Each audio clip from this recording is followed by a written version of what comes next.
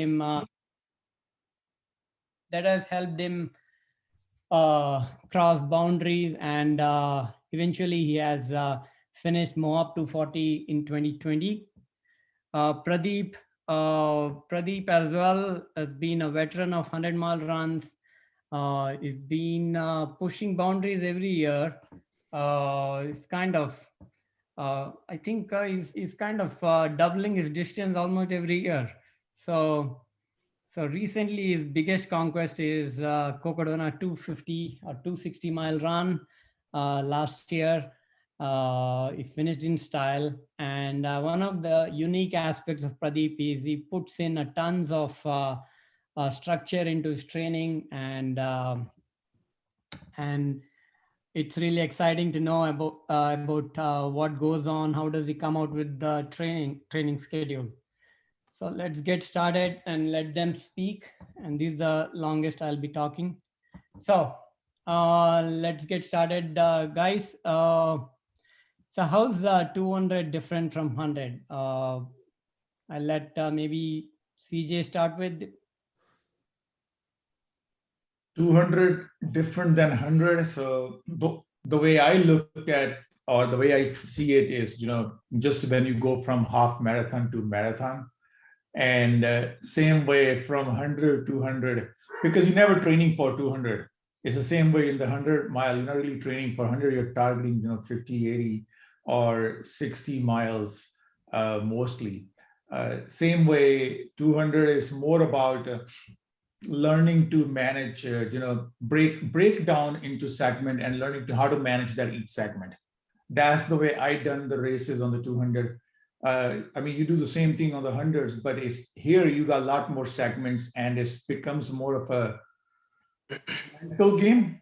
But anybody coming from 50 to 100 also has to go through the same thing. I would say it's just transitioning from marathon to 50 or 50 to 100, and then 100 is a similar set, but things you learn a little bit how to manage when you get stuck, or either your food or sleep.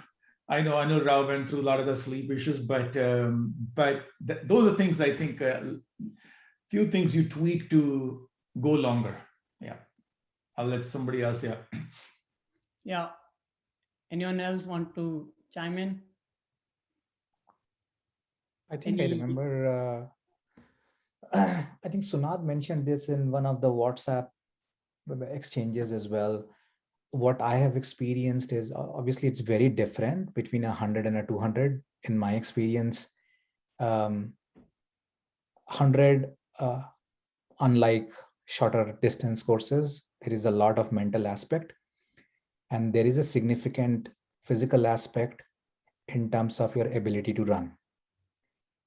So the way I categorize it, I feel 100K races are the most difficult ones, because you do not get a second chance or a third chance to recover if you have lost time on a segment and stuff like that. 100 miles gives you a little more opportunities. If you are breaking down and hitting the wall in some segments, you can pick yourself up and go through it, right? 30-hour races are actually much more tougher, but there is a lot more running involved there. And then you can perhaps train it in a certain way and much more runnable. 200 miles is very different in terms of mindset. To me, it requires a lot of patience, and the mental capacity has to be a lot more, and it pushes you into uncharted territory. So you keep always second guessing. You're never running against, by and large, I would say, you're never running against cutoffs there. You're never running against time being timed out, but you are really running against yourself to see how many times you get mentally beaten down, and you can pick yourself up and keep moving again.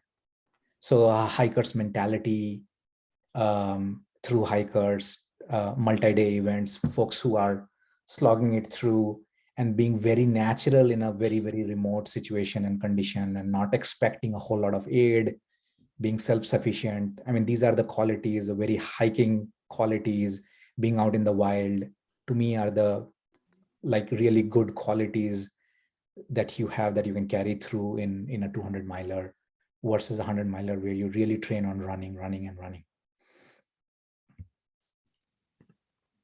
Adeep, do you have anything? So I would totally agree with Niloy what he's saying, and to some extent CJ as well.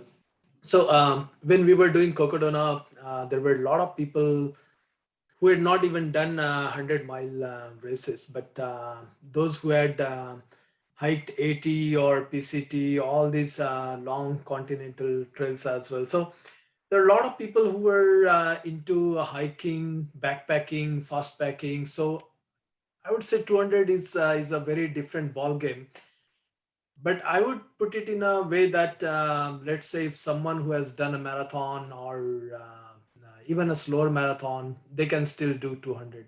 200 is definitely not something which is to Niloy's point. 100K you have to run really hard, and you have to run. 200 is something which it's very difficult to visualize as well. The entire race can be broken down into multiple segments. Unless you know that race, it's very difficult to visualize. So we had faced a lot of challenges in Cocodona because it was an inaugural race. We didn't know enough information, and it's just too long to visualize. So I would say 200 is definitely doable, but you have to have a very different mindset than running and a typical 100-mile or 100K. Cool. Saurabh, if you have anything to add. Yeah, just yeah. Actually, let me talk about a few things. One, like this running versus walking thing. For some of the guys like mentioned.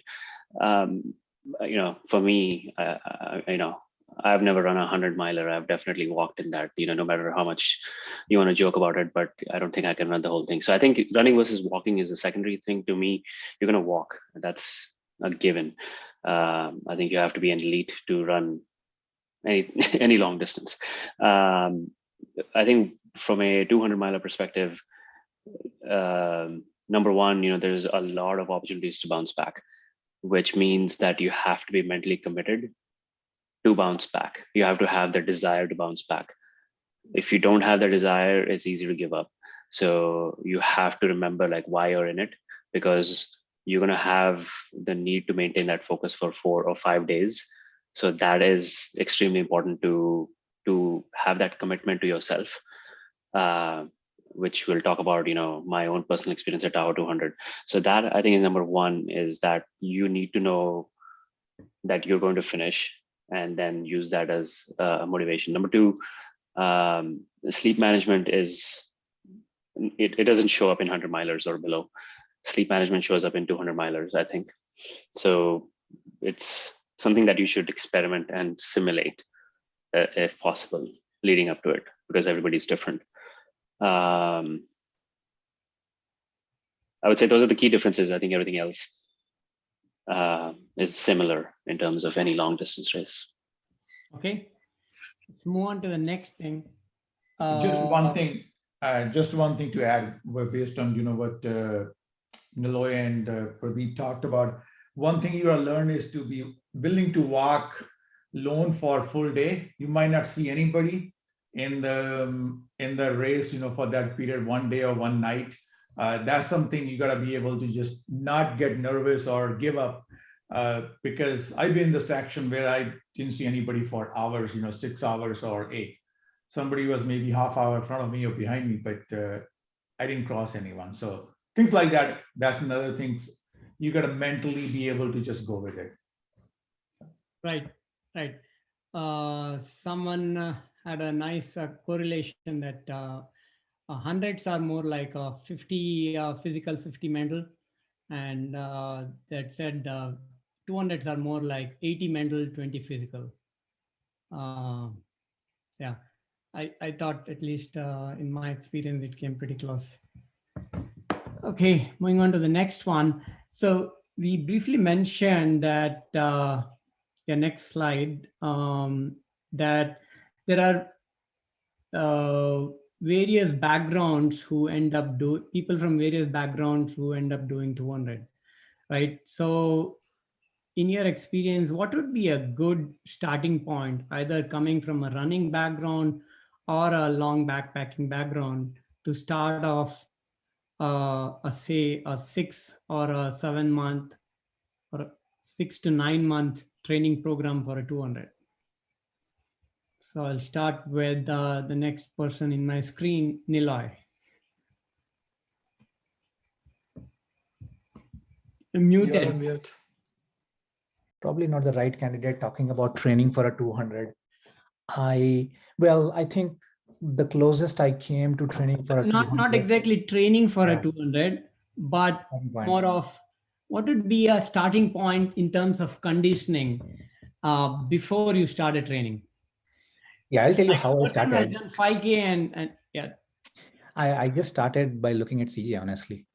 I looked up this guy and I talked to him in a couple of races, and I was like, dude, he's attempting a 200, and we have these races called 200s, and you start reading race reports or watch uh, Kerry Ward's videos or West Place videos, and you're like, I mean, I had no clue, to be very honest, when I said I'm going to sign up, and typically that's how I operate. I usually don't have a clue before I sign up. So And what was your background till then? Like what all you had done by that time? I had done, I think, a couple of 100 milers, actually 100 miler. And then I had done a bunch of 50Ks and 50 milers and 100Ks. So I did that. And um, to me, what I liked really is, like, you get to traverse Tahoe. Tahoe was my first attempt. And I was just excited about that idea. I have never done a multi-day backpacking and any of that sort of stuff, right? Um, but I was just the idea of like visiting all these different trails, which I think I wouldn't otherwise. And I was like, okay, CJ is trying it out. I read up a lot, did whatever logistics I could. I did not train, and it showed up, right? And like CJ is telling, you got to be really, really comfortable being in the wild. I was not, right? And so when I left my pacer at mile 120, and from there to mile 135, largely I was alone at night. And this was like the night where sleep deprivation hits you and you have absolutely no clue where you're going, and there is no one along with you. I just went to the aid station completely like out of my mind and slumped over to a bed. And it's never a question of cutoff, like 6-8 hours of cutoff time was there, or not a problem. But to me, these experiences are necessary. I don't have the time investment to really have these experiences otherwise.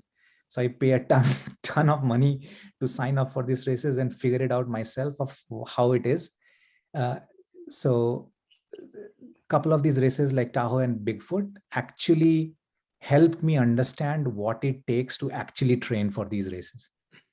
And a lot of people will talk about it. Saurabh particularly talks sleep deprivation, super, super important. And just being comfortable is another importance. Like comfortable in situations like you feel like sleeping, you sleep. You're not looking out for something. You're not looking out for the next aid station. You're not looking out to meet the next person, and just being comfortable being yourself.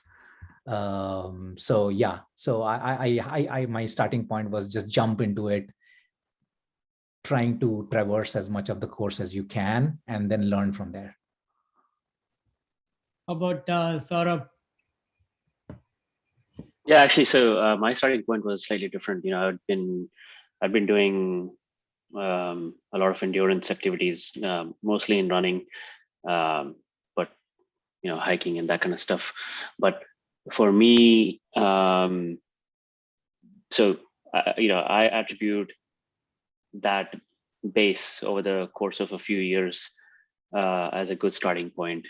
The switch or the trigger for me was also CJ. I went and paced him at Tahoe 200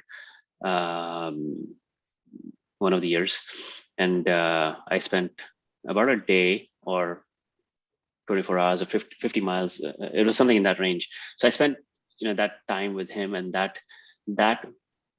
actually helped me visualize that where I was, which is running 50 miles or 100 miles or any kind of endurance activity, that I saw that connection, that I could make that bridge from that to making it happen, because it's relatable, right? You see somebody you've trained with, you see somebody who has run with you, who's got a similar mindset. So those attributes are a good starting point, right? So if you are interested in getting into this, right, you find a buddy, or like this group here, right?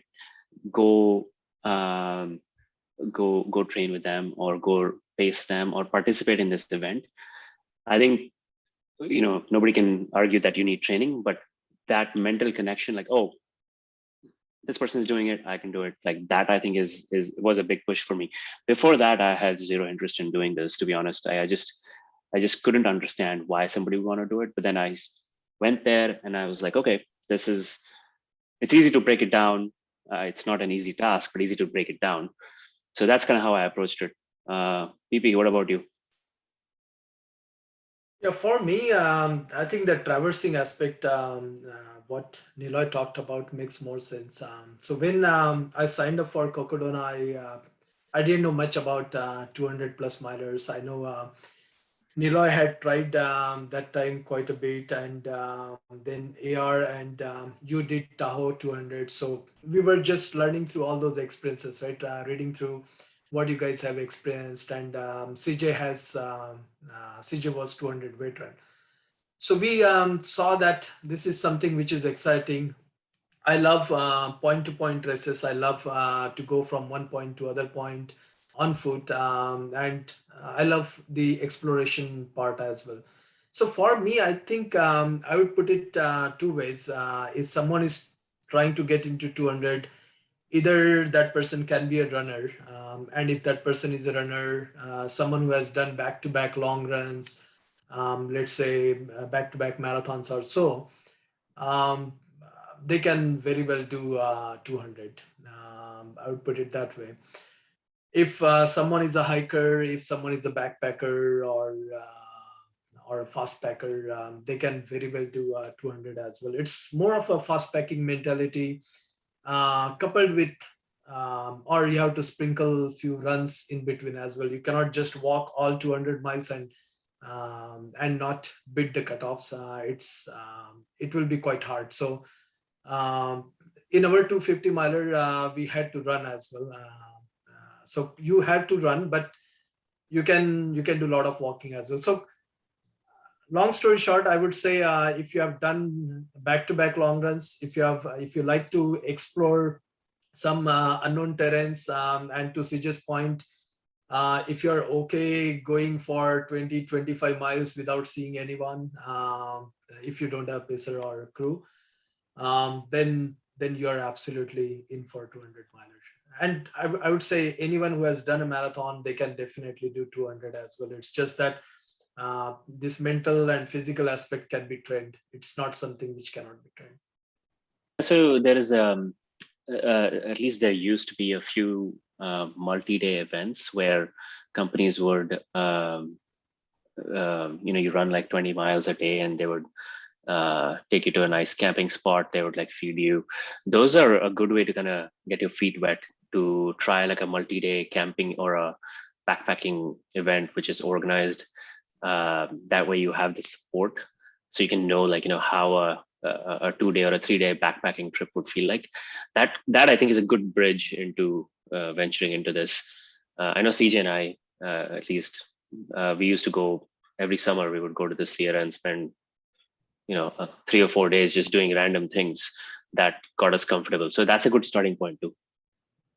So if you see most of the 200-mile dock, they wouldn't unlike 100-miler, they wouldn't say that what's your qualification race or anything like that. They would list basically a set of a typical background of a runner in terms of athlete, in terms of who can finish it. Either it could be a mountaineer or a backpacker, long distance backpacker or fast packer, or a pretty much typically most of Yeah. tend to move on to 200, but yeah, it doesn't have to be. You don't Yeah, have. like find an activity that you enjoy, right? Like even if it's just going for a weekend of camping and hiking or backpacking, like I think that's a good way to get adjusted to just being outside. Um, um, yeah. If you see most of the destination trail races, the cutoffs are so that you can walk the whole way and still finish it. But of course, the trade-off is you have to have a lower downtime. So you'll see some videos where people will say that, oh, I hiked the whole. Basically, I saw this as 50 miles each day. I have to fast hike and then get it done. So yeah, it's possible to do as a non-runner too. Okay, moving on to, I think we have a host of things. Um, okay, so here again, typically, maybe largely until 100 milers, right? We can get away with this traditional fueling, which is a combination of gels or sports string based refueling, either tailwind or things like that. How is that different in a 200 miler, or is it different at all? Um, Yeah. I largely relied on um, uh, solid food and aid station food. That was my approach to it. I survived the whole race on, um, and then actually the destination trail races, their aid stations were really good. That's the only kind of reference point that I have. So they had burgers, vegetarian or meat. I had a lot of meat, bacon, those kinds of things that worked out really well. In some places they also had like avocado and cheese and beans, like those ingredients. So that worked out really well. I, in terms of like, because it's a multi-day event, I had the first day there was a lot of I was really behind on drinking and I was dehydrated and I was throwing up, but I was able to recover from that. So the I think what's different is because you're going to be 6 maybe 8 hours between aid stations, you have to make sure that you have the ability to carry like 2 to 3 liters of water and a water filter. So that's something that you can refill along the way and filter. So I would say solid food um, and at least 2 to 3 liters of water and a water filter so you can drink along the way. Um, the season matters a lot. Yeah. Yeah. Good. On that point, since the aid stations are 6 to 8 hours apart, what do you carry between aid stations? So there was a few things. So And how much you would carry? Yeah, I would say like anything, 400 to 600 calories is sufficient because your pace is very different. Like, if you're running for 6 hours, you're probably going to be needing like 200 to 300 calories an hour. But if you're going to walk and run mix, about 100 calories an hour is pretty sufficient. So that's what I would gauge it by. And like I said, water, electrolytes, and like nuts are really good if you want to keep that with you. They're actually really good to like help you sustain.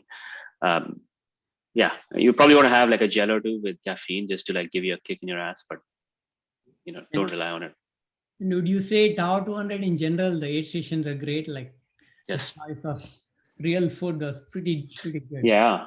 The real food was tremendous. We were lucky to have a lot of crew support as well, which brought us some Indian food. So, and if you have crew support, they can always bring you, I don't know, like sushi, fries, whatever you care about. But I don't think you actually need it. The aid stations are really good. A lot of aid stations had coffee. I drank coffee, I don't know, I drank a ton of coffee in that race. And it sounds pretty weird, but you're going to need coffee. Yeah. Pradeep, on that front, Cocodona, I heard the aid station food was not one of the ideal ones. So how did you guys manage refueling the whole race? Yeah, I mean, Cocodona was not a destination trail race, and it was an inaugural race as well, so that RD was also learning, even though it was Aravaipa race. So food definitely wasn't good. Most of the food was, I would say that um, tortilla and then beans and all. So it was very much like a bean burrito. And so had we not had crew, then probably we would have DNF'd as well. So thanks to Hima and Pavan. Earlier, I wasn't planning to crew, and then I was so fortunate to have both of them by the side. So I would say for 200, you definitely have to rely on solid food. I personally don't think you can just go with gels or just eating chocolates or so. So it's a very different nutrition or fueling strategy that you need to have. So we were mostly relying on stuff like rice. That's my favorite one. So we had a lot of ready to eat stuff that we had left with Hima and Pawan. And then at some point of time, I think we had miscalculated the amount of stuff that we would have needed. So Hima and Pawan, they ran out of all the ready to eat food in just 2 days and 2 nights. So Hima stopped us from eating rice, and then we have realized that no, we have to change. So so long story short, we had variety of food. Hima brought in a lot of different type of food as well. But solid food is absolutely important. There were so initial few aid stations at Cocodona, especially from first to second aid station, was pretty long. It was 22 miles, almost 9,000 feet of climbing, plus pretty hot as well, and there is no water. So we were told that we need to carry at least 3 liters of water, and we in fact carried 5 liters of water, and still we ran out of water. I think around 7 to 8 miles to the next aid station. So water with electrolytes, lot of solid food you can carry from your previous aid station to the next aid station. And then I was carrying few gels as well, just as a backup, in case if I don't get solid food. Actually, so let me, a lot of these aid stations, they have these sandwich bags or Ziplocs, right? They're more than happy to pack a sandwich for you, or a little bean and cheese burrito that you can take it with you, or boiled potatoes, whatever you want. So use that opportunity to grab like a sandwich bag. Even if you're not hungry now, take it. You're gonna need that in an hour or two. The other thing I wanted to add was that my experience from Tahoe 200 was that we had drop bags, which were basically like big plastic bins. I bought like 8 plastic bins, exactly the same. And each drop bag, some of those drop bags you could access twice because they were moving drop bags. You would pick it up, they would then transport it further out in the course.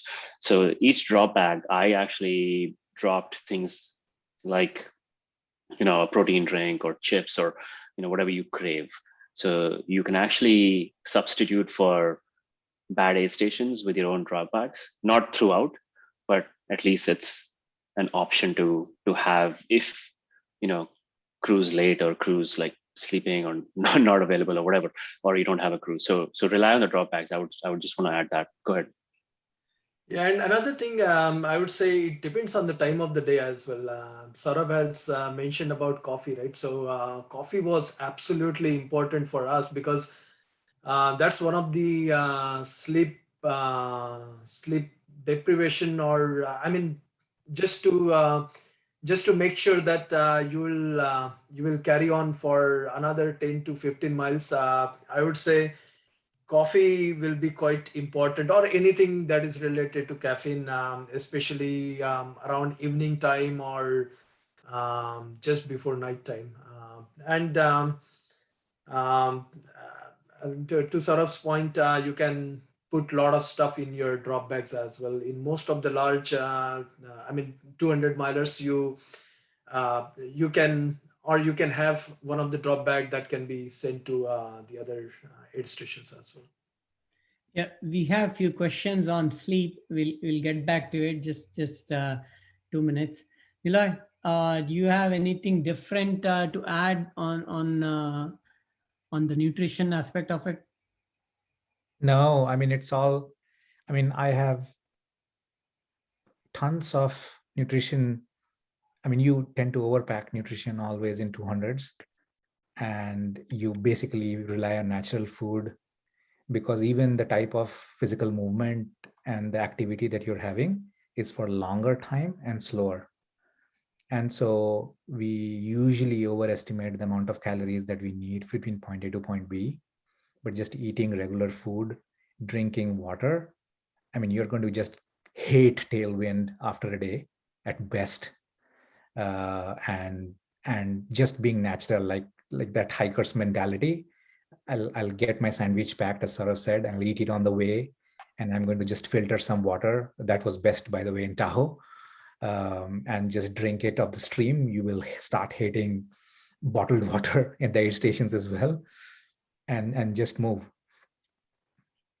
Okay. Yeah, something that goes really well with nutrition is pack a lot of toilet paper. Yeah. Yeah, and I'll You just say you're add saying something? No, I was just going to add into Good. you mentioned the tailwind. So I tried Tao 300, finished twice. The first year went up to 65 miles, about 100K, plus. And so didn't see any issues. But the second year, tailwind, caused stomach issues for me. Okay. And after that, since then, I never used tailwind actually. And it's just too much sugar going in because if you look at the mix, so that's something you gotta try, figure out which food is going to, or nutrition is going to work for you, because it might work for 100 miler because you look running around 24 to 30 hours. But when you're running longer, same or how much you're taking, that will have impact on your stomach. And that's something I noticed. I had issues with it. So I had to make a change for the third year. And then sleep wise, I pretty much, kept same Sure. thing. On that point, if there is something which works for 100 miler, and I want to figure out what works for 200, how do I do that? Because without running Yeah. it. So I think doing a weekend of backpacking or camping is a good way to try this. Here's a bonus tip. Those ready to eat, ramen or like Indian foods, the dehydrated foods where you put like hot water in, it's ready in like 3 minutes or 5 minutes. You can buy those in a lot of different places like REI or even Indian store or wherever. I swear by that. Like I had those throughout in my drop bags, and you get hot water at every aid station. Now, how do you try it is you go backpacking and you take some of this freeze-dried food, something that you can cook with hot water. Yep. And you'll find out, like because it works really well for me because it's got lots of carbs and lots of sodium. That's basically the two things that you need. Right. Yeah, and the second, sleep wise, I kept the same strategy for I think that's 3 years, which was sleep after 65 miles if really needed it, but not. That was like next morning, maximum 1 hour, but try to go to at least 100+ miles before I take a break. But the major next one was the foot care. This is where I had issues on the second year, where the bubbles. CJ, let's cover sleep first. Let's take views from everyone. Just on a high level, a couple of questions on this. Should we have a preset plan of sleeping X number of minutes or so, or should we just go by what's the plan you guys will recommend, or what has worked for you? You should have a plan, but you don't have to really follow. Look at the time, how things are in the body wise at the time. So, for example, I had put it maximum 1 hour at 65, but I decided to skip that and then go to the next one, which was the depends on the which year, which clockwise or anti-clock. So the Heavenly, so I took a break at the Heavenly for 2 hours. So that's what it was. I continued, which was like 120 something miles, if I remember. So I had the plans, but I just went with how the things were going based on that. Okay. Yeah. How about Nilay? So my first DNF Tahoe, I had planned sleeps and I was wasting time trying to sleep. Did not work out. And then I also did not have an experience sleeping in the wild, just like that, right? So two things worked against me. In the second run, unsuccessful attempt, Bigfoot, I ran 100 miles. And then I remember Pawan and Hima were there in the aid station. I told them I'm going to sleep for 5 hours. And they were like, you're crazy. And I was like thinking they are crazy because I need to sleep for 5 hours. But then Pawan woke me up after 2 or 3 hours. And that was the right thing. So that was my experience with sleep. In my successful attempt in Moab, what I was able to do really well, and that happened because we did a bit of training and I actually trained for that. You keep hearing these conversations about Courtney DeWalder talking about it, or Michael McKnight talking about it, 1 minute nap and 10-minute naps. And I was like, is that even possible? So I actually tried doing that and it wasn't working for me.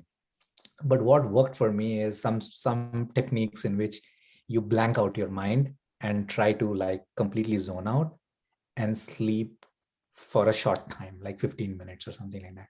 So it worked for me in Moab. What worked is starting from the first night itself, me and Hima, I was taking trail naps and I was comfortable lying down because I had trained for that. This time I was not uncomfortable that there will be insects or something like that, right? So I put my backpack and I knew exactly how I have to lie down and I close my eyes and I will fall in sleep. And Hima couldn't, right? Because he hadn't trained for that. So what happens is in the later part of the race, I was much more fresh and Hima was much more sleepy. But I think the trail naps really worked for me. And again, 2 or 3 things Pawan had told me that always struck in my mind is whenever I plan to sleep, I am walking for a while, I'm not running, and I'm not having caffeine.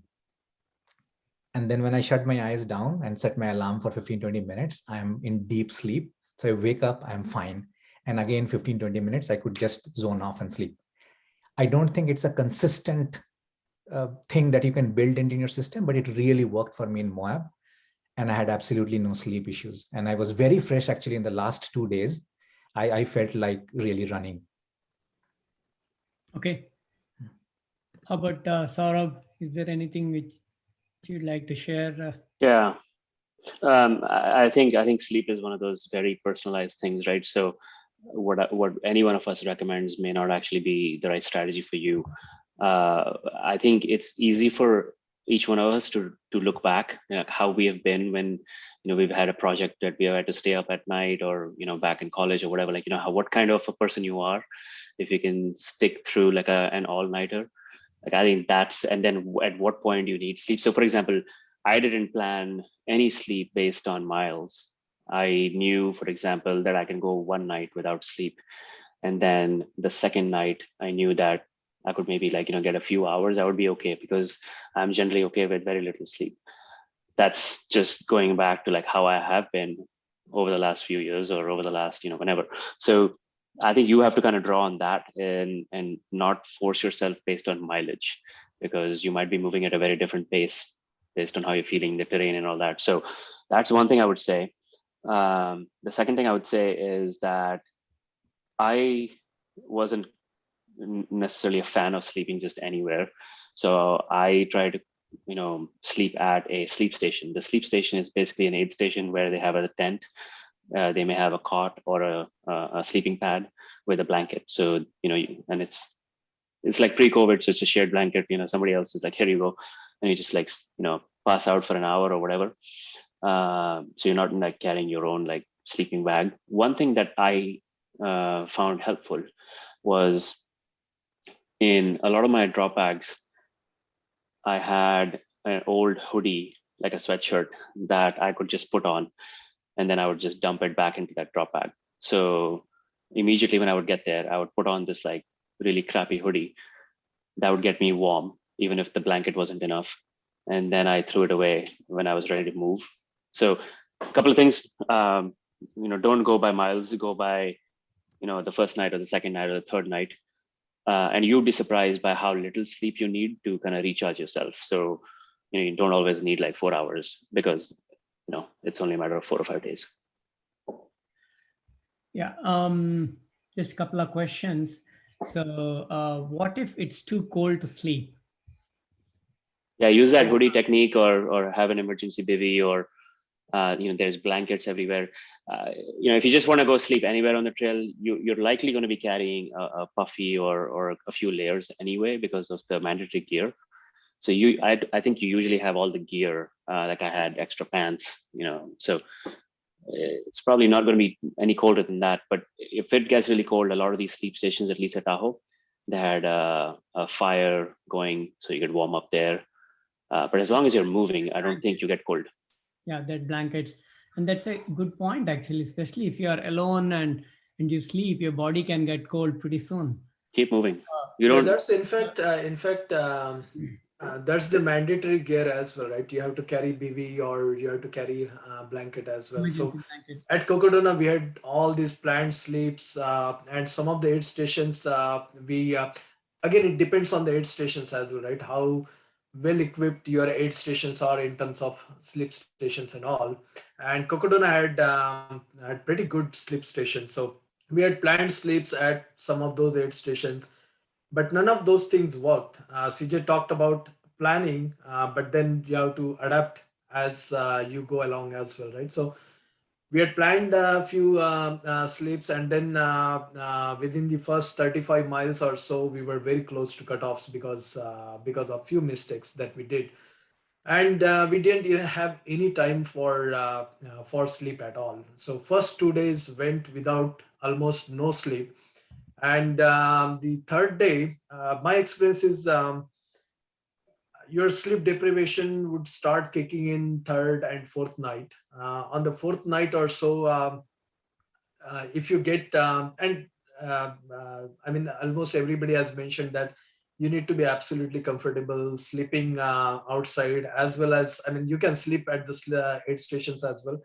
but you have to train for sleeping outside as well. This is something which I had learned from Nila and Hima during their training runs, and I and Kaushik, we trained for that. So I was very comfortable sleeping anywhere. I was also earlier worried about all those animals and cold and all that. But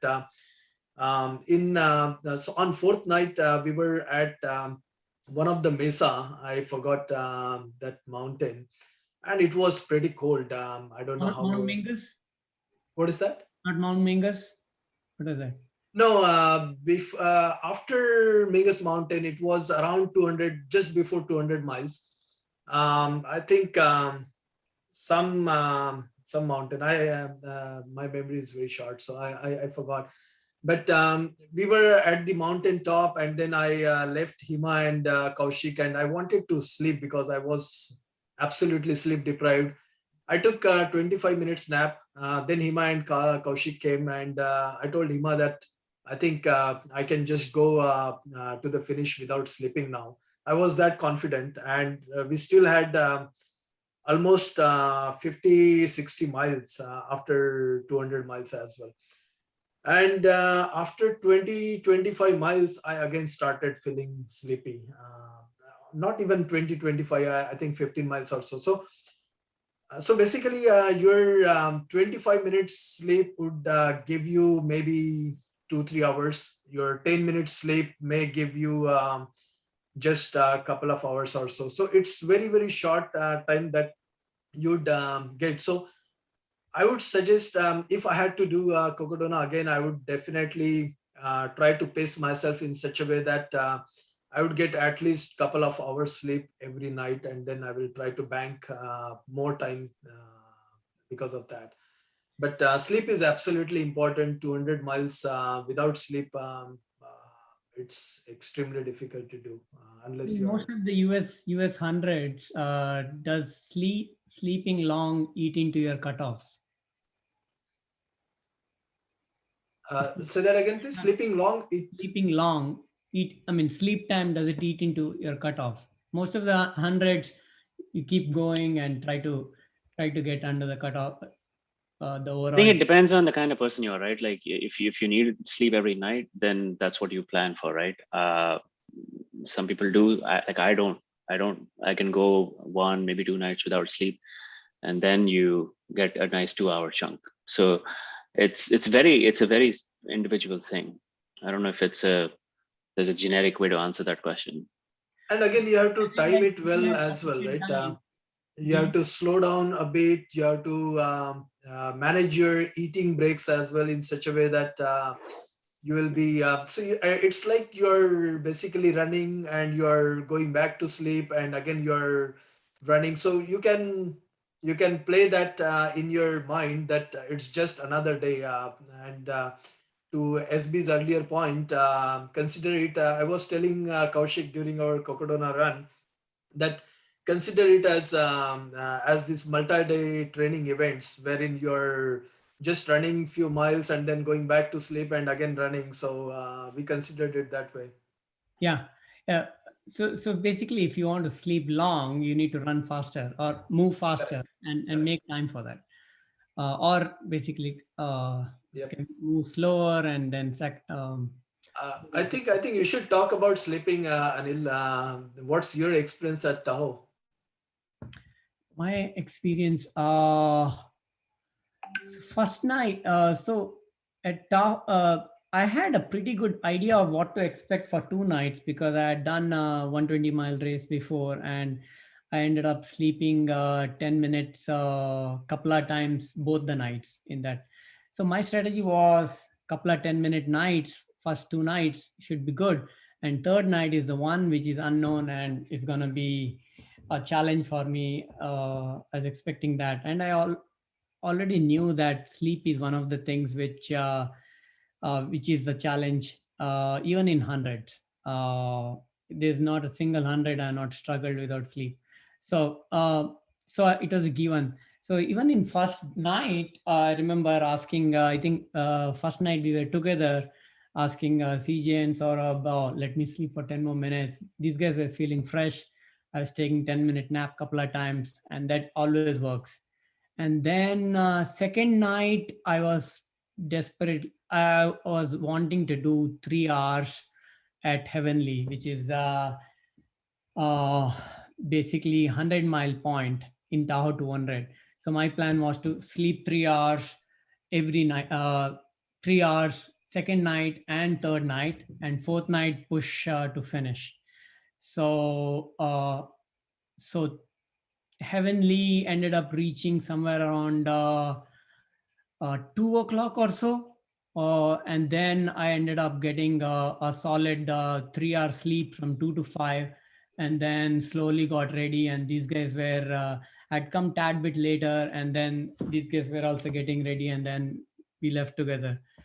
So Heavenly, my downtime was ended up being like close to 4 or 4.5 hours that night, second night. And third night was my worst night. I started suffering from sleep deprivation right pretty much, I think, 8 o'clock or 7:30 in the evening, third night.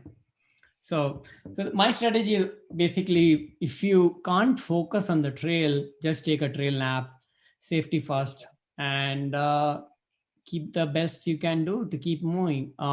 If it is safe enough to keep moving, I end up doing sleep runs as well. Like for example, the 3 night run I did across the years, I was feeling sleepy the second night, but it was safe to just do sleep walking. So there are a lot of runners doing 6 day, 10 day there. There were a lot of zombies just doing sleepwalking because they knew that even if they are not able to focus on the trail, they'll just go and bump into a wall, or maybe it won't be anything dangerous like a trail, which is not recommended.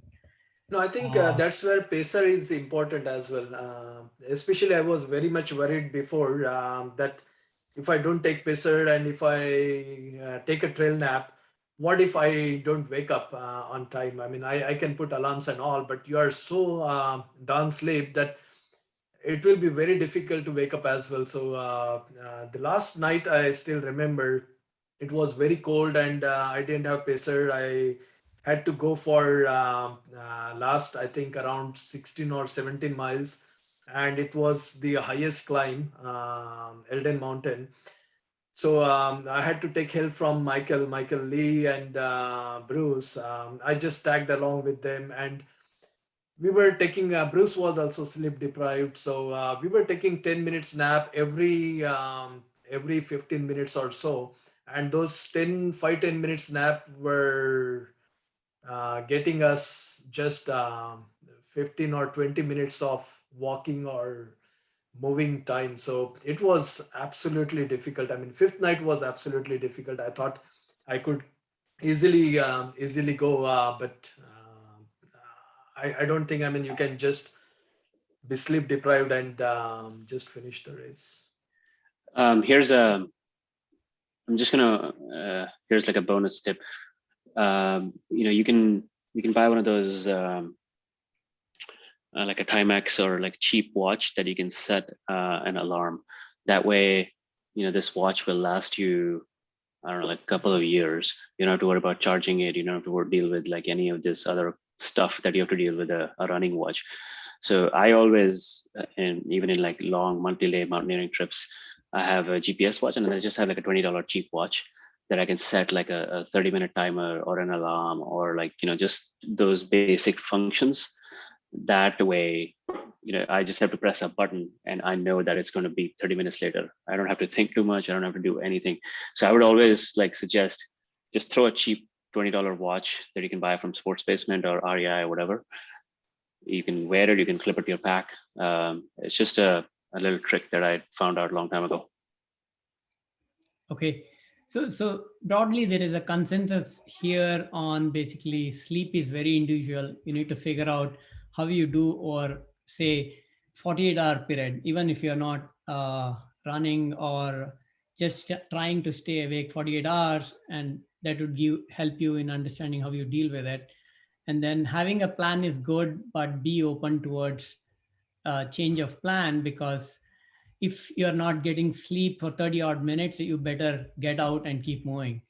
And then sleep as you go. Basically, the best quality sleep is when you need it the most, right? So those 30-minute naps goes a long way. Okay. I think most of the questions are answered here. Okay, next, foot care. Um, is foot care something needs special attention in a 200 miler? I just carried a bunch of extra socks and I changed them as frequently as possible. I didn't carry all of them, of course. I put them in the drop bags, but I had a spare with me at all times. That was about the extent of foot care that I did. Yeah, I think CJ and Pradeep maybe had more of a challenge there. So you guys want to add to it? Yeah, no, I had on the second year, I had especially with the rain, there's some, I would say initially the trails were very dusty. They hadn't had rain, and then we had rain in the middle. So I had really had issues with the heel and just a lot more blisters on around the heel, because you are a lot longer on the foot compared to the 100-mile race. And is changing the socks definitely helps, but gaiters, because these are dusty trails, like at least at Tahoe 200, I don't know about the others. Definitely want to make sure you have gaiters and you change socks enough. That helps. And you use some kind of tail toe, or what is that, toe trails, or whatever those products. Yes, that's something that kind of helps with it. So that's what I used them. But I definitely had a challenge in two races that in my whole running cycle, that has been Tahoe 200 in the second year, and then other one was the Brazil 135. because the rain and it muddy trails over there.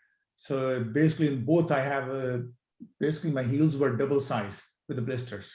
So The socks definitely help. Yeah. other thing CJ has seen was you had a particular routine getting into aid station. You want to share that to optimize your time there? Oh yeah, the first thing, go take the shoes off, change the socks. So The you first, go to medical tent and then eat at the same time. yeah, and first thing, every time you get to the aid station, eat first. And because whatever you're doing afterward, the resting or getting medical stuff, the body digests the food in there. And because when you're running, you don't have enough blood in the stomach to digest that fast. So if you first thing is take a burrito, whatever you get that most, take it, and then do anything else. That's what I was doing at every aid station. So when I got out of the aid station, I was like refreshed. Basically, I had enough calories in. I can feel the body is back to let's go again. So Yeah. Before I say anything, let me just see if BT is still there. I'm here. Oh man. So Yeah, so let me add something on the foot care. So I don't yeah. get blisters. I'm the lucky bastard here, right? So I don't know what you call it, but I haven't got blisters in the last 200 milers. So, and I don't tape. So, but I do one thing very regularly is Epsom salt every 40 to 50 miles. So I keep Epsom salt and a tub or something in my draw bag, and every 40 to 50 miles, and I make sure I do soak my feet in Epsom salt for 10 to 15 minutes. I set a timer whenever I get into the aid station. I put that on, and then I change both socks and shoes.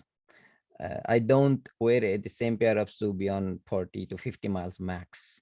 So I had been doing that. And regarding putting my feet in water and all, no difference for me. I mean, I just food goes in the water, come out, doesn't make a difference regarding blisters or feeling uneasy or anything. I had been lucky with it overall. So that's what I had been doing.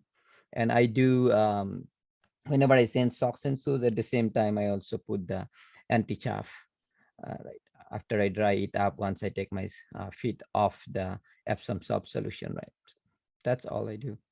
Actually, so here's another like a tip that I picked up along the way from Ironmans. We would line the inside of the sock with either Vaseline or Trail Toes or any kind of anti-chafing, whatever you prefer. So just take a little bit on your finger, just line the inside of the socks near the toes, and then you put the sock on. So that was really helpful. For example, when you do like a 6-hour bike ride and then you have to run 26 miles, you don't have to think about, applying this like anti-chafing stuff. So your socks are like ready to go. So that's some prep you can do in advance. Okay, Pradeep, I see. Yeah, I have been trying to sell BT that tape for quite a long time, but Is this the one? yeah, that's the one. So SB has bought it, but BT is not buying it. So we'll have to do some more work with that. Okay, So whatever. BT does pedicure as well. So I think he missed out on that. Oh but he yeah, so does, that's my regular thing. Like whenever I go for my haircut, I also do pedicure at the same time. yeah, where he goes, I don't know, but he definitely does pedicure. So I'm very particular about foot care. I have blisters problem, and I DNF'd my first 100-mile race because of blisters. I was very, very naive at that time. I didn't know how to run with blisters. So my foot care strategy is basically I usually tape. And I was more worried during Cocodona that I have to go through different terrains. There is it's sandy desert, so fine sand, coarse sand, and all that. And then you have to go through river as well. So you will your feet will definitely go wet. So you can change your socks and all, but I was thinking I will definitely get blisters. So I usually use Leukotape, and that's pretty strong adhesive. But during one of the 100-miler, it was very, very muddy, and most of the tape had come out at that time. So I thought I need very strong adhesive. So I used benzoin. So I just put benzoin on my feet, and then I put leukotape. That basically carried over for 5 days, 5 nights. So, and that's what I use. I don't use benzoin for 100-mile races. I usually tape my feet with leukotape. Do you have to amputate anything to get that tape off? Not really. I mean, you might get blisters on top of your feet or so.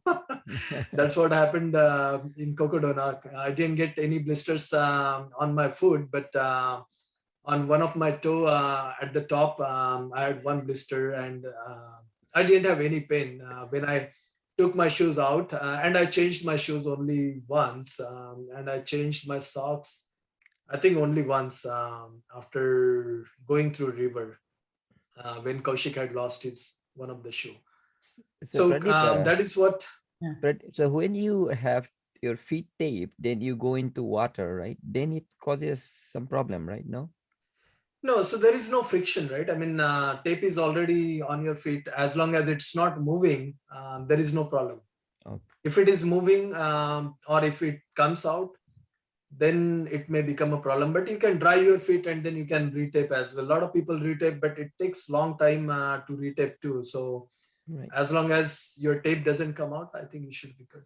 I think whoever do not like the feet in the water, like wet feet and all, they should carry some, trash bags so that Yeah. they can put their feet in the trash bags and cross the water bodies and then again trash bag out. Right? Yeah, it depends. I mean, in our case, that river wasn't that deep. Otherwise, if it's like waist deep or so, then probably trash bags won't be helpful as well. But otherwise, going through small creeks and all, it's definitely helpful. Okay, you need 30 gallon then. Nilay, yeah, anything to add apart from any new strategies you have? No, I don't have significant foot issues. I did change socks in Moab, and in any long races, I mean, obviously more than 100 miles, change socks. That's about it. I do tape a bit. I have some sensitive portions on the feet. Off late, I've stopped doing that too. Trying to be as natural as possible, but hotspots are there. Right. And if you recognize those hotspots, you can perhaps do something to take care of them ahead of time.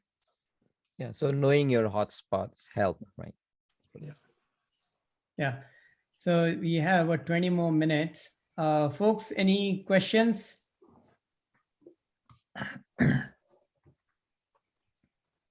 Okay, can move on to the next.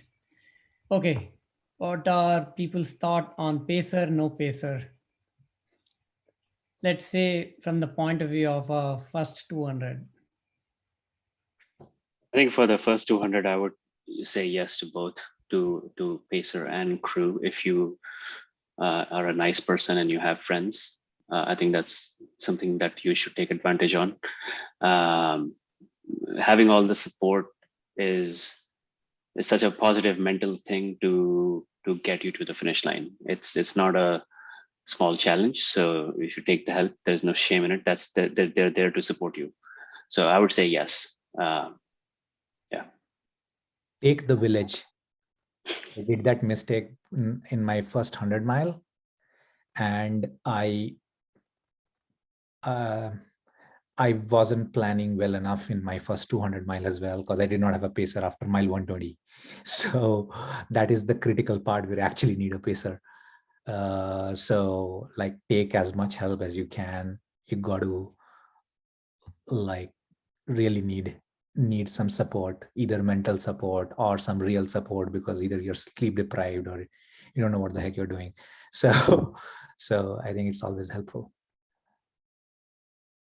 Any other contrarian viewpoints? Yeah, I mean, my strategy is no pacer, no crew, which is quite controversial. A lot of people don't like it, and in fact, I mean, in Cocodona, I would have finished without pacer. I didn't take much help from pacer, but if it is without crew, then probably I would have DNF'd as well. I would definitely admit that. My viewpoint about pacer is, I mean, if yeah, I would say pacer would definitely be helpful, especially in 200 or 100. If you get a pacer, definitely helpful. My viewpoint is, with pacer, I cannot be my own. I mean, if I have to, I like to be my own. My strategies usually train with the group and then race alone. So that is what I try to do. I like to be alone during all those long sections, and of course with some of the folks who are equally tired like me, but not someone who is very fresh and someone who will beat your ass, or someone who will dictate their own things. I don't like that. So my strategy is usually I will go without pacer, that is for sure. But crew, that is absolutely useful. You definitely have to have crew, and again it depends on the race too. Some of the races are very well organized. They have very nice aid stations, a lot of good food, sleep stations and all. Then probably you might not need crew as well, but crew is definitely helpful. Yeah, when you have crew like waiting for you, it's like something good to look forward to when you finish Yeah. your sections, and that's always a good feeling. TJ, I think it depends individual. I've been lucky, Saurabh and Anil Chandran, they've been randomly volunteering to from a long time on, crew it or either pace it. But I kind of gone with the mindset that I'm probably not going to have anybody to pace it, so I will just go plan it that there's going to be some reason they might not be able to show up. So I'll just run myself. That's how I plan it. But luckily, they've been showing up for the pacing. I think it helps in the second or third night, depends on. But I think the first, 24 hours plus should be able to go without any pacer. okay. You haven't given any hard time to SB and Anil Chandran at CJ. No, I haven't. Not yet.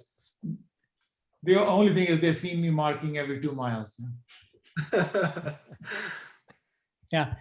Okay. Next, one of the most critical component of a 200, right? So this is again a very individual thing. What are some strategies which works for you? Like you run like say 50, 60 miles, and the fun element of the race is done. Uh, course, even though as pretty as it is, you're like, oh, when is this going to get done? So how do you move on? So let's start with Pradeep. What's your strategy? My mindset, I have a lot of mindset issues, so probably not a good person to start with. So I don't have a very strong mindset. If I don't have strong why, then I'm pretty much almost about to DNF, right? So Wife or um, vibe? what is that? Wife or vibe? Not survive. Why? I will DNF. Keep Yeah. going. So my strategies. I mean, from last 100 miler or at Bear 100. I was trying to, after TRT DNF, I was thinking what I should do something different, right? I mean, I need to do something different. So I started,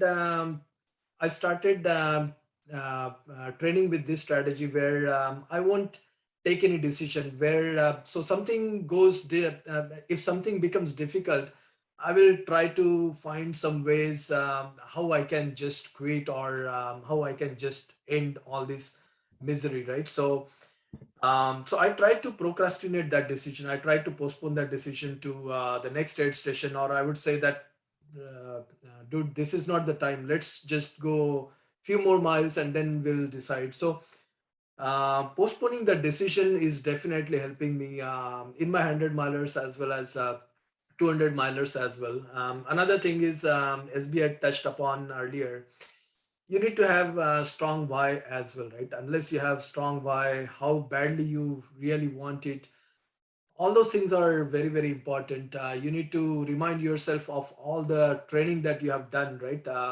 So many folks that have vested interest in you, not in terms of your success or so, but they are following you, and they are vested in your success, right? So all those things do matter a lot, and especially if you are taking a crew and pacer, then it's even much more important. So one is definitely your, you need to have a strong why. You need to know how badly you want it, why you are doing that race. Then secondly, I will have multiple strategies during the race as well. If something's not working, then how would I solve my problems, right?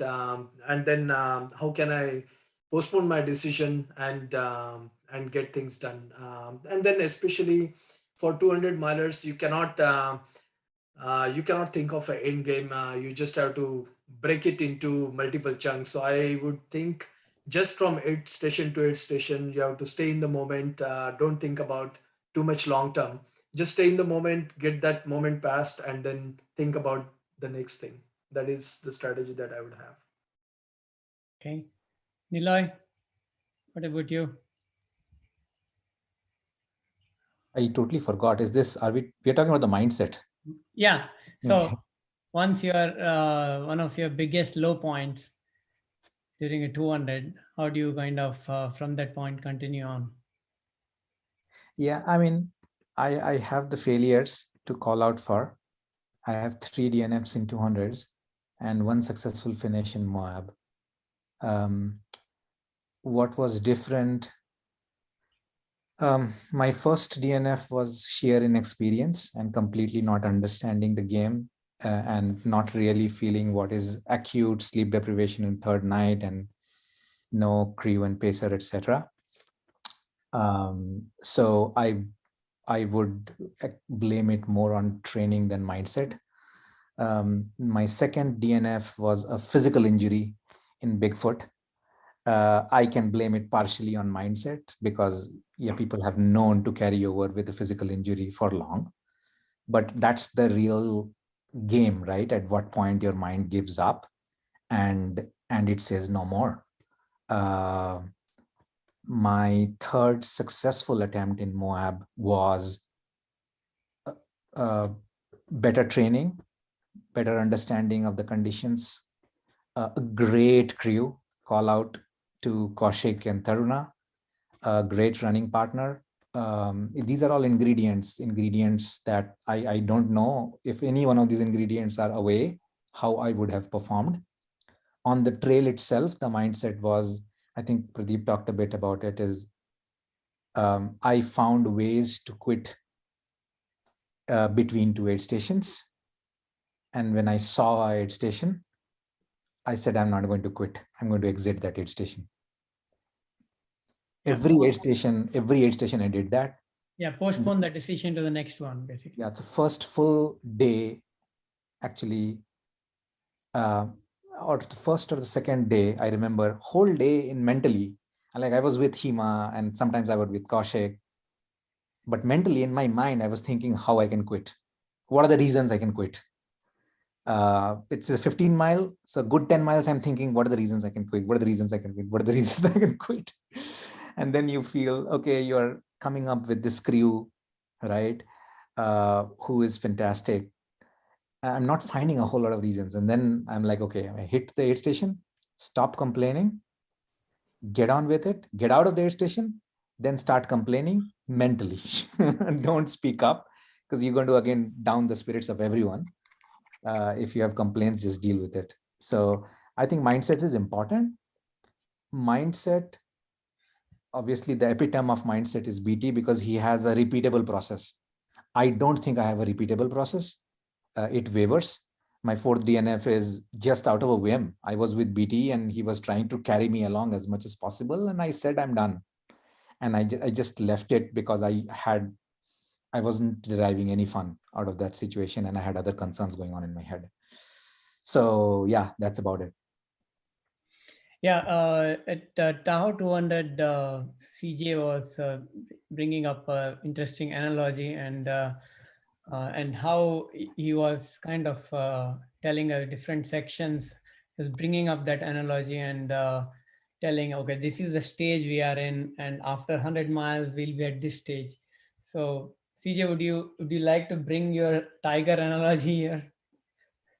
Now you Yeah. have conquered the tiger after 100 miles or 120 miles. Or...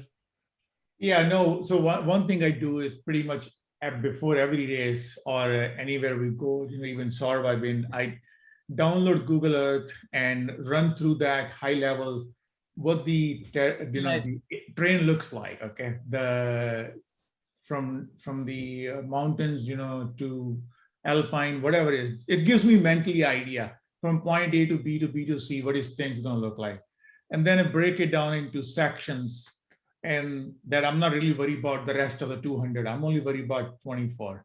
And then coming from the sales, background, it's like you never give up. You just keep fighting, and you just I let's see. I want to use the tiger, but it's the thing is, if you got a tiger by the tail, you pretty much got it. Okay, so you just got to get in. So I would say to everybody, if we got this section done, okay, now this section we got the tiger, we got tiger by the tail, now tiger by the ear, and that we are almost there. Okay, so it just keep building on. One step at a time, and that's the logic I used. I won't go too much into the tiger, but that's what it is. Yeah, it's just breaking down in sections, and tackling one thing at a time, and not worry about the whole 200 mile. I mean, it's just a mindset. Yeah. I think, yeah, I remember you had mentioned by 100 miles, you said that if we reach 100 miles, it's in the bag. Yeah. We still had 50 more, 50% left. But even before the race, you had told that. I remember that. As long as not hitting cutoffs, right?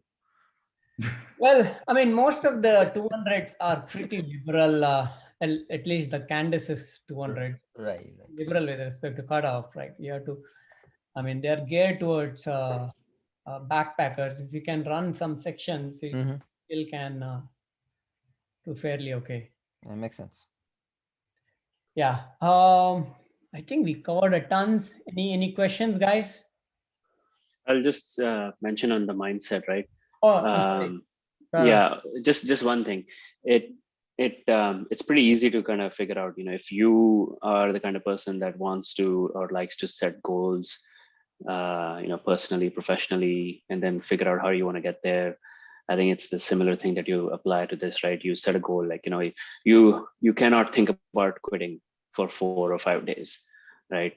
That is what your anchor is. And then you will go to plan B, plan C. You will have to figure out how to solve those problems. So I would say, like, just look at like the last kind of thing that you set for yourself and how you approached it, whatever it is, personally or professionally. It's the same kind of thing at a different event or a different scale. If you need encouragement, and if you need somebody else to kick your ass, if you need somebody else to hold you accountable, like, that's the approach you use here, right? If you're motivated from within, that's the approach you use here.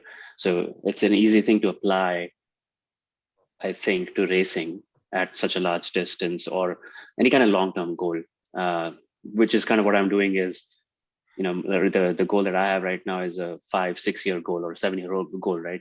I have to stay committed for that period, and I have to figure out what motivates me to stay committed. So I just wanted to offer that from a mindset perspective. Yeah, we're getting very close to wrapping up. Guys, any questions? If not, we'll just move on to the last item, which Nila had some interest in sharing. Logistics of a 200 miler. Nila, would you like to elaborate? Is it from a point of view of kind of planning your drop bags and commuting to the race, or with the logistics of a pacer, crewer, and all those things, everything? Yeah, it is painful, frankly speaking. Right? It is very painful, particularly after UDNF. It's a lot of planning. You just work on spreadsheets. There's a meeting going on at work, and you're looking at your spreadsheet and like, at what aid station should I pack what? Which aid station is rotating to where? Which drop bag should have what? And then you have this like fear of, I should not miss anything in my pack. And so even in my 3 attempts or 4 200 milers that I've attempted, I feel I have lightened my load, both my backpack as well as the packing of logistics a lot. But it's still a Herculean task. I remember still started off, I pinged CJ when I was 200 starting off. He shared me his spreadsheet. And that spreadsheet is like a cheat sheet you use, when you go in for your quiz, and then you start modifying your cheat sheet, trying to think your expected times. And guess what? After day or two, everything is like all over the place. Like after day 2 in a 200 mile, like, what was your expected time? Like who the hell cares? Like you reach somewhere and you want to move and move and move. So there is a lot of logistics involved. It is great if you're trying your first one to go and reference other people's stuff. There is a lot of content available. I have my own sheets. Everybody has their own sheets, and you see all of this stuff that you see here. You can I probably think, make some sort of a references doc and add all this sample. yeah. I would say Yeah, just so bottom this of is yeah. Go ahead. yeah, this is just kind of like what I had, right? Like that I had with me, and then I gave it to my pacers. Kind of like on day 3, right? Like if I'm leaving an aid station, this is what my pacer is looking at. Is like, do I have like these 17 things with me? Not of course all of them, but they need to run through this because I may not be in a mental state to run through this, right? And pictures of things, like it's just like as detailed as you can be, like write shit down, right? Like that, because you will not be able to remember everything.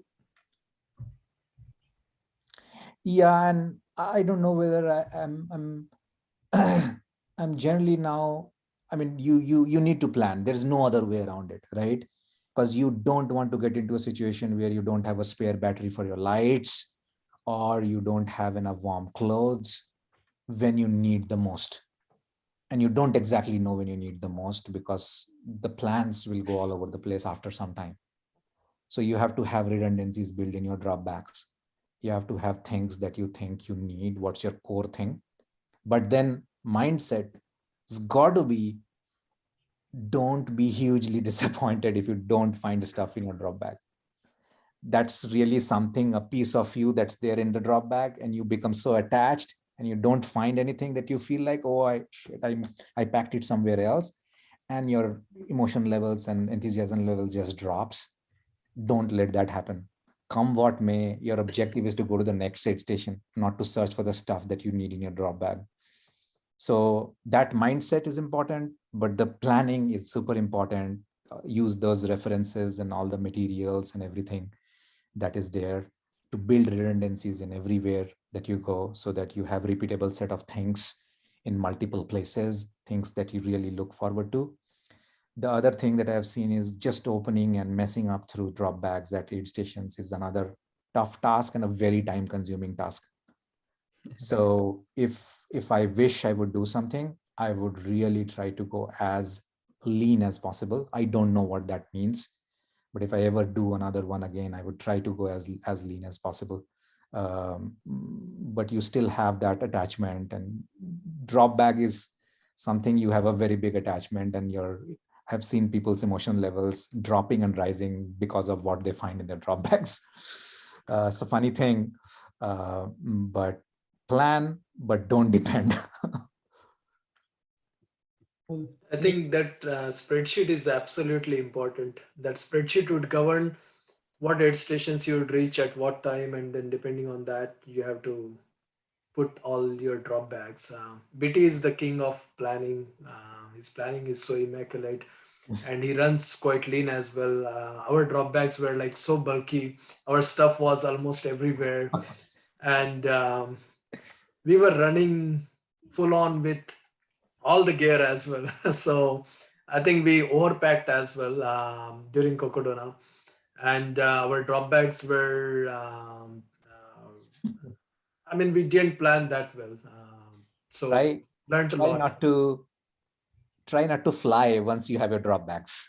That's another event because Yeah. you take all your electrical gear back in your carry-on baggage. Then when you reach the destination, you have to disassemble them and put them back in your drop bag. That's Oh another my adventure. gosh. That's a big pain just Yeah. to dismantle all the Yeah. drop bags and then ready to fly again. Yeah. Yeah. Any other inputs on the logistics? And all this can be trained as well. I mean, during the training runs, you can train with most of the stuff. In especially in 200 milers, most of the things you should be absolutely used to it. Like for example, your headlamps, your foot care, and your race day attire or whatever, your jackets or all those things have to be absolutely tried during training as well. Don't try something new during. I mean, this applies to marathons as well, so nothing new. Yeah. Any other questions, guys, before we wrap up? It's 90 minutes. It's a tons of stuff. Thank you, guys.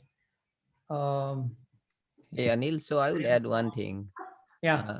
that, always expect that something will just go wrong. Period. It will go wrong for sure. I just always wait. I mean, set as an expectation that something will go wrong. Your headlamp will not work at some point. You have to run for maybe 6 miles in that section with your phone light or something. That sort of things will happen for sure. So like setting the right expectation is always important. Like expect the worst basically. And that way there will not be like somewhere like you'll be completely disheartened that when something goes wrong. That's all. Yeah, it's regarding dropbacks. I had similar issues. Like, at one point, no matter how good I planned, in the last but one aid station, like my power bank was empty or something. Like how that happened, I don't know. And then I announced my problem in the aid station. So one guy came up and helped me out. So announce your problem in the aid station. Don't keep it to yourself when something is not wrong. There will be always somewhere a backup. Somebody will have a backup in the aid station. And that works. Yeah. Many a times relying on someone else's crew as well. Like, if you're stuck with something, someone else's crew or pacers, they help out. In general, the community is really supportive of each other. Yeah, exactly. At Clickitat in Bigfoot, somebody else's crew actually helped me because nobody else was helping me. Yeah, yeah. Not even volunteers. All volunteers were busy with other runners. And I was like sitting down for 15 minutes, nobody came to me. So somebody else's crew got my drop bag and helped me out, brought me food. So Lucia was interested in seeing your drop back, BT. When you get a chance, send her a picture or share it in Goated. Yeah, I will. Okay. Trust me, the dude gave me Normatec at mile 65. I still DNF 10 miles later, but I had a good 15-minute Normatec massage. He's taking it out of his drop bag. Right. Even before he had done 200, or even before he did TRT fat ass, he made a pronouncement. Looks like to do multi-day runs, you need to get Normatec. Yeah, when I Yeah, slept for Normatec and then that Epsom salt, man. I mean, that is out of the world, right? I mean, who will get those pots and then water and then He pour had a Epsom bucket of warm salt, and water. he has Poor all guy, that time as well. he gave me warm water and Epsom salt also to make me run in Man. Bigfoot. I took that, I got a good massage, and I told him, BT, you continue. I'm going to cream. Yeah, Bagar, he kept sleeping. He did not come out. You have made him too comfortable, Betty. You should have seen him. I should have taken a picture. He was lying on a cot, like all those blankets and couple of them, like I got for him, and he's sleeping. Wow. Yeah.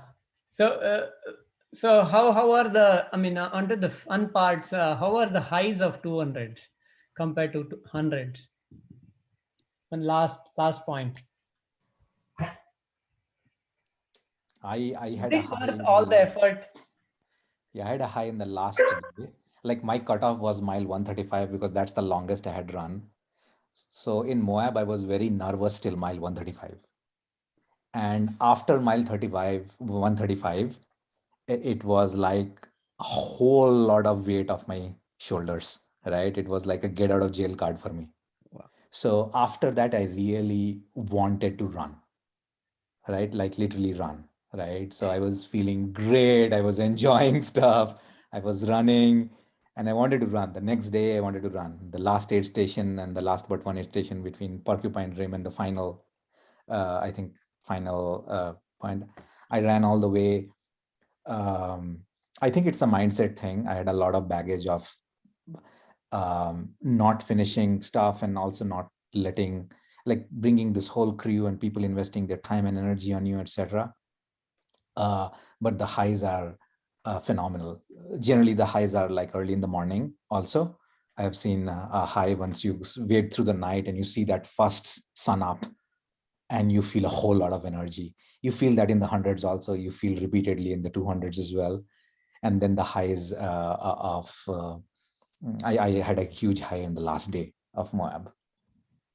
Yeah, cool.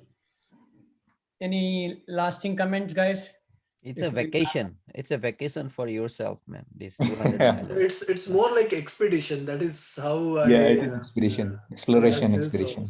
And you go through so many lows and highs even during the race as well, that once you finish it you would feel like, man, what did I just achieve, right? I mean, this is like absolutely unthinkable. Not unthinkable, but you definitely think that this is the distance that I have traversed in last 4 or 5 days, and that lasts for almost a month or so. For me, I mean, I didn't run for a month. I was just enjoying my high. So I'm gonna like two things on that front, right? Take your time to ease back into it. You may feel physically good in like 2 weeks, but there's like deep fatigue. So take your time to get back to it after you finish. The second thing is, after you finish the race, maybe put in for a PTO for like a day or two. I rushed back to work and fell asleep on a work call. So don't rush back to work. Take a day off. Take 2 days off. Catch up on sleep. Unless you are Yeah. BT. Unless you are BT. No, not true. I mean, I feel the same way. BT, I remember you were planning to run Quicksilver 100K the next day. Don't bring up such topic, man. Crocodile. Yeah, that's just too much thinking, I guess. Okay, so I want to hear from folks who are planning to tackle one, this year or next year. Who wants to chime in for a second? Which one are you looking at? Anything we can help you with? SB is all about action plans. I just want to hear, like people showed up. Is it just because you have nothing to do, or you're planning to run one? I think all in this call want to do it. At some point, I think they might want to. I think Okay. Kiran, Hayan, they have signed up. Who else? I think Maybe Sunad Lucia definitely one wants day. to take his Do you time and plan to run race 200? 200. Lucia, Okay. do you plan to run 200 one of the days? I'm guessing. No. I'm technologically challenged. We can hear you well. Okay, we can hear you. Oh, definitely. For me, it's a matter of when, not if. Family dynamics are a little bit challenging at the moment, but I like to research things and learn as much as I can and work myself up to a goal. So that's where Awesome. I'm at right now. Great. Yeah, but the information you provided is even helpful for us who have been pacers and crews and all that. It's really helpful for us as well. So I appreciate it very much. Yeah, you have crewed Michelle, so I'm pretty sure, Lucia, you know most of this stuff. Michelle has a very different dynamic. I know. So no, it's good to hear other perspectives as well. Cool. How about you, Oleg? What's your interest? I know you're also chasing a few different things, including triathlons. What's your motivation? Well, I would love to do something like this, but the biggest challenge is time. Time commitment. Like work and life is they were demanding. So I was struggling with even for marathon training because my wife was complaining that I don't spend enough time with kids like over the weekend. So when things change, maybe work will be less demanding. I'll definitely do something like this. And this information is great. Thanks a lot for sharing it. It's Awesome. kind of motivation. Cool. I think there are no other questions in chat or in person. Thank you, guys. Thank you, CJ, Saurabh, Pradeep, PT, Niloy, for taking time and sharing, guys. Much appreciated. Bipul, you're recording this, right? Yeah, I have recorded it like first 10 minutes or so. I lost it. I forgot, but I have the rest of it. That's right. Yeah, that's totally fine. Excellent resource. And we can add some of the references like your individual planning document if you have to the PPT, and then, share it with the group. Yeah. Wonderful. Thank you very much, Anil, for having us and organizing it. Really pleasure to listen to others and hear all the questions as well. Happy to help. Great. Thank you. Thanks, everyone. Thank you, guys. Thank you. Thank you, Thank guys. you, Good night, Forrest. guys. Have a good one. Thank you, guys. Bye. Have a good evening. Bye. Bye. Bye.